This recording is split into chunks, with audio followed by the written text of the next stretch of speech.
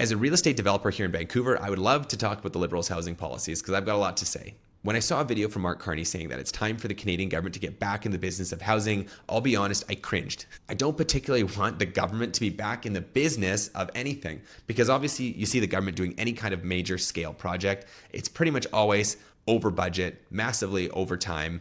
I don't expect this housing initiative to be any better than what we've seen in the past. However, there are certain areas where I am excited by what they're doing. For example, the CMHC has an apartment loan construction program. I've actually made a video about this. I'm going to be most likely going through the program. What this does is if you're willing to build a purpose-built rental, which means the whole building you're producing, it's entirely for rental, and 20% of the units are deemed affordable, which is defined as 30% of the median income for a family in the area, which is actually right about around market rents in the area I'm in, believe it or not. But then the CMHC will actually basically pay for your entire project. Now, from the time that your shovel's in the ground, you're building, to the time when your building is fully rented out, you have to make interest payments. So if this is a project that's 18, 20, 30, 40, 50 million dollars, you're going to be paying a ton of money in interest to the tune of millions of dollars. So this is mostly queued up for institutional people. You have to have a lot of staying power, a lot of budget to make these projects work. But what they give you on the flip side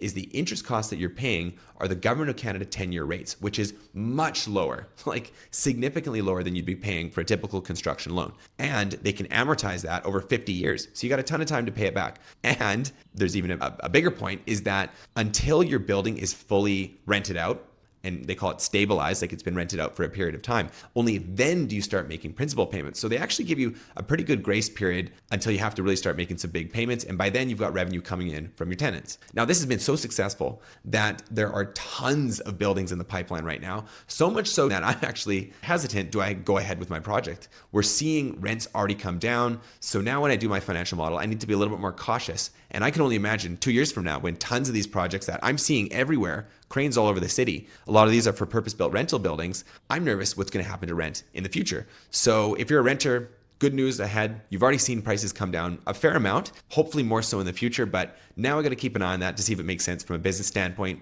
Regardless, there's a policy that seems to be working.